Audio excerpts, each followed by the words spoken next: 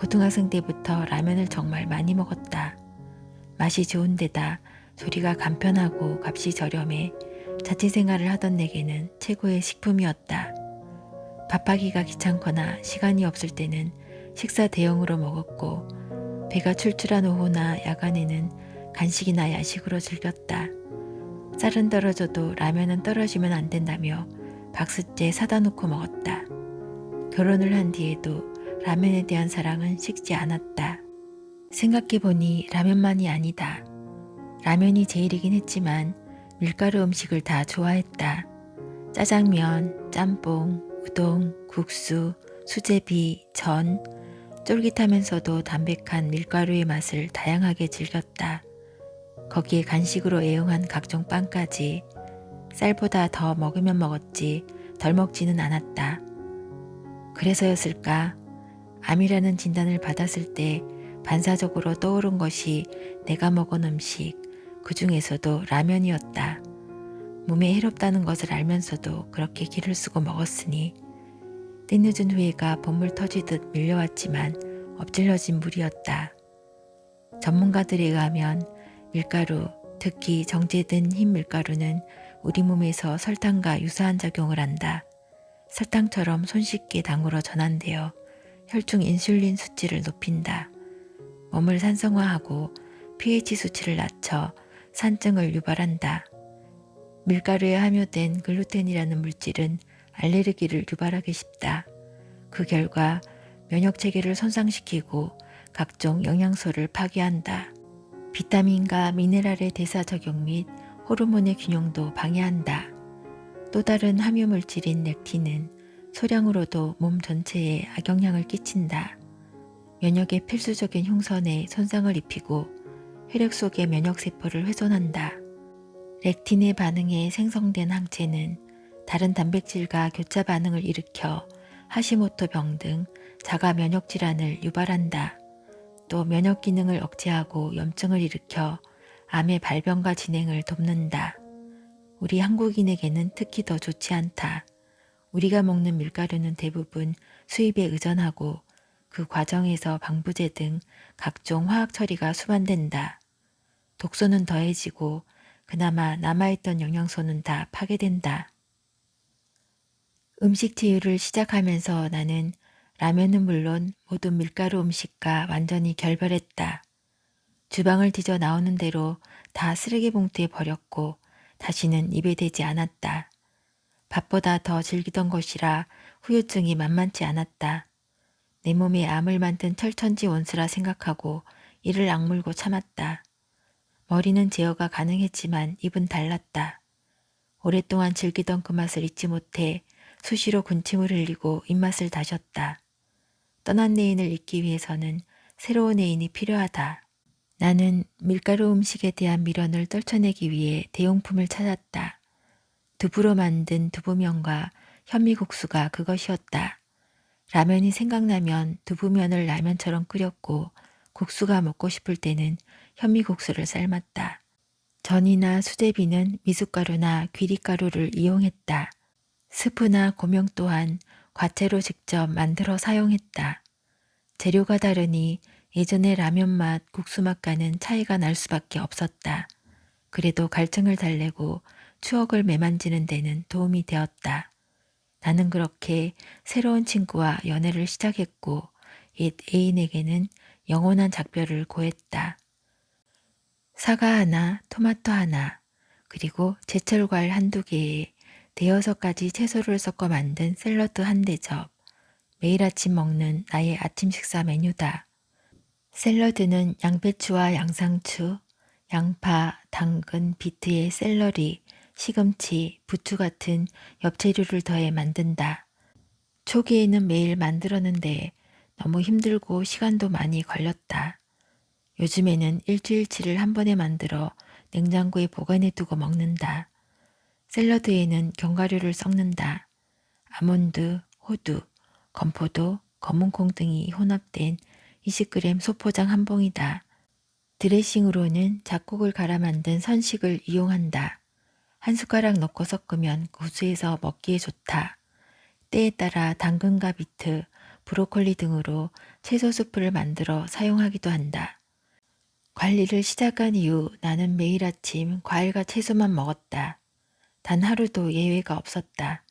그것이 암을 치료하고 심신을 되살리는 최상의 길이라 확신했기 때문이다. 산 음식, 죽은 음식의 더글라스 그라함, 암의 스위치를 꺼라의 레이먼드 프랜시스, 다이어트 불변의 법칙의 하비 다이아몬드 등 수십 년에 걸쳐 질병과 건강을 연구한 세계적인 석학들이 입을 모아 그렇게 주장했고 나 또한 전적으로 동의했다. 열흘쯤 지나자 변화가 확연히 드러났다. 살이 빠진 것이다. 어디 아프냐? 무슨 일 있냐? 왜 그렇게 말랐냐? 보는 사람마다 붙잡고 물었다. 거울을 들여다보니 그 안에 있는 내 모습이 나도 낯설었다. 체중을 측정하니 62kg였다. 시작하기 전에는 70kg가 넘었으니 최소한 8kg가 빠진 것이었다. 그것이 시작이었다. 보름쯤 지나자 몸의 곳곳에서 변화가 감지되었다. 탈모가 멈추고 잔털이 돋아났다. 피부가 좋아졌다. 시력이 개선되고 발뒤꿈치 각질도 없어졌다. 수시로 겪던 설사나 배탈이 사라지고 몸이 한결 가벼워졌다. 마음도 덩달아 가뿐해졌다. 물론 이러한 변화가 아침 식사 때문만은 아닐 것이다. 식습관 전반의 변화와 운동관리 등 재반 활동이 한때 어우러져 만들어낸 결과일 것이다. 그래도 나는 과일과 채소의 아침 식사가 가장 큰 역할을 했다고 확신한다. 일체 유심조, 당나라로 유학을 가던 오녀대사가 해골 바가지에 담긴 물을 마시고 깨달았다는 진리다. 모든 것은 마음이 만들어낸다는 뜻으로 마음의 작용을 거론할 때 자주 인용된다. 이는 마음에 따라 대상이나 현상이 달라질 수 있다는 것을 의미한다. 나도 예전부터 마음의 힘을 믿었다. 과학적인 분석이 의한 것은 아니었지만 마음이 행동에 영향을 미친다고 생각했다. 할 수 있다고 생각하면 할 수 있는 힘이 생긴다는 글귀를 금가옥도 삼아 언제나 긍정적인 마음을 견지하고자 노력했다. 하지만 정말로 위급한 상황이 되자 그렇게 되지 않았다. 암인 것 같다는 진단을 받았을 때 나는 아무것도 하지 못했다. 죽을지도 모른다는 두려움에 몸이 부들부들 떨렸고 몸도 마음도 불안과 공포에 휩싸여 어찌할 바를 몰랐다. 그래도 주저앉지 않았다. 곧바로 딛고 일어서 마음을 더 단단히 했다. 마음이 우선이라는 인식하에 억지로라도 밝고 긍정적인 마음을 갖고자 노력했다. 아침에 일어나면 5분 명상으로 하루를 시작하고 면역세포에 의해 암종양이 사라지는 이미지 트레이닝을 했다. 부정적인 단어는 입에 담지 않았고 부정적인 생각은 떠올리지 않았다.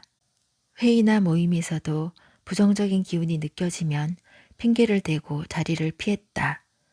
아침 저녁으로 거울을 볼 때마다 억지로라도 웃었고 잘하고 있다, 잘 되고 있다고 스스로를 격려했다.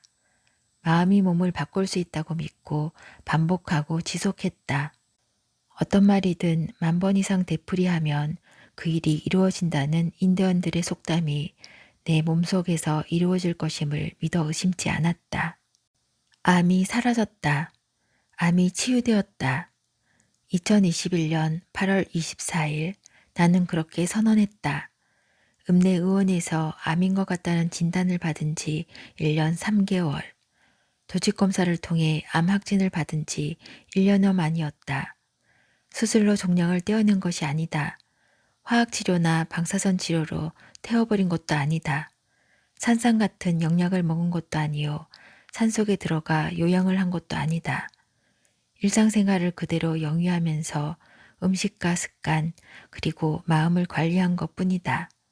그런데도 신체의 모든 기능이 정상으로 돌아오고 마침내 암 종양마저 사라졌다.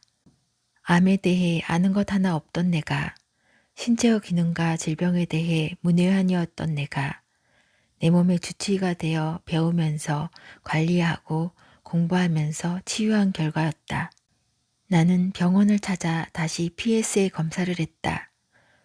좋아졌네요. 정상이에요. 예전의 수치를 같이 확인했는지 의사는 놀라는 표정과 목소리로 결과를 알려주었다. 벅차오르는 기쁨을 감추지 못하고 나는 쾌재를 불렀다. PSA 수치가 정상으로 돌아온 것이었다.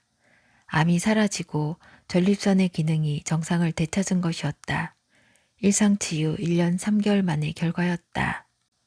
새벽 4시 기지개를 켜고 몸을 일으킨다.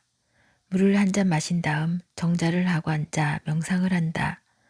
복식호흡을 통해 상쾌한 아침 공기를 들이마시며 특별하고 소중한 오늘을 시작한다.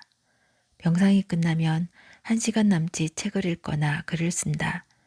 휴대폰에서 5시를 알리는 음악이 나오면 운동복으로 갈아입고 집을 나선다. 이어폰으로 고전 강의나 클래식 음악을 들으며 소담숲이나 스포츠 파크를 걷는다. 집에 돌아오면 과일과 채소로 아침을 먹는다. 사과와 토마토에 제철 과일 1~2개, 엽채와 뿌리 채소를 섞어 만든 샐러드다. 강의를 듣거나 넷플릭스로 영화를 보면서 천천히 즐긴다. 달콤한 과일의 맛과 아삭아삭한 채소의 맛이 오래도록 입안에 남는다. 휴대폰에 저장된 댄스 음악을 틀고 세면장으로 간다. 빠른 비트의 리듬에 맞춰 이를 닫고 세면을 한다. 몸이 경쾌해지고 마음이 흥겨워진다. 콧노래로 따라 부른다. 머리를 감으면서 막춤을 추기도 한다. 그렇게 하루를 시작한다. 회사에 출근해 업무를 보고 정오가 되면 집에 와서 점심을 먹는다. 현미잡곡밥에 채소와 해조류 반찬 몇 가지가 전부다.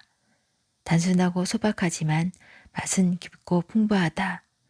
씹을수록 배어나는 구수하고 담백한 맛에 산의 진미가 부럽지 않다. 퇴근을 하면 같은 메뉴로 저녁을 먹고 산책을 겸해 또다시 걷는다. 30분 정도 가볍게 걷고 돌아오면 책을 읽거나 글을 쓰면서 하루를 정리한다. 10시가 가까워지면 불을 끄고 자리에 눕는다. 몇 번의 복식호흡으로 몸과 마음을 이완시키면 나도 모르게 스르르 잠속으로 빠져든다. 일상치유를 시작한 이후 달라진 나의 하루다. 남들이 보기에는 답답하고 지루하게 느껴질지도 모른다. 하지만 내게는 그렇지 않다. 하나하나가 다 즐겁고 의미가 있다. 마음이 덩달아 달라졌기 때문이다. 예전에는 크고 강하고 화려한 것을 지향했다. 하나를 하더라도 제대로 해야 한다며 폼나고 누구에게나 인정받을 수 있는 그런 것을 추구했다. 잘 될 때는 어깨에 힘이 들어가고 우쭐대기도 했지만 안 될 때는 짜증이 나고 불안하기도 했다. 일상치유를 시작한 이후 일상이 삶의 중심이 되었다. 수단이자 가정이었던 일상의 하나하나가 그 자체로 삶의 목적이 되었다. 행복은 강도가 아니라 빈도에 달렸다고 한다. 한두 번의 큰 행복이 아니라 작은 행복을 수시로 반복하는 것이 더 행복한 삶이라는 것이다. 매일매일의 일상에서 작고 소박한 행복을 만끽하고 있다.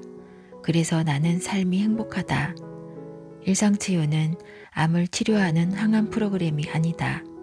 질병을 예방하고 치료하는 의료 프로그램도 아니다. 생활 습관을 바꿔서 심신을 재생시키는 양생 프로그램이다. 그렇기에 병이 생겨 하는 것이 아니요 병이 나았다고 그만둘 것도 아니다. 늘 마음을 챙겨 실천해야 할 라이프 스타일이다.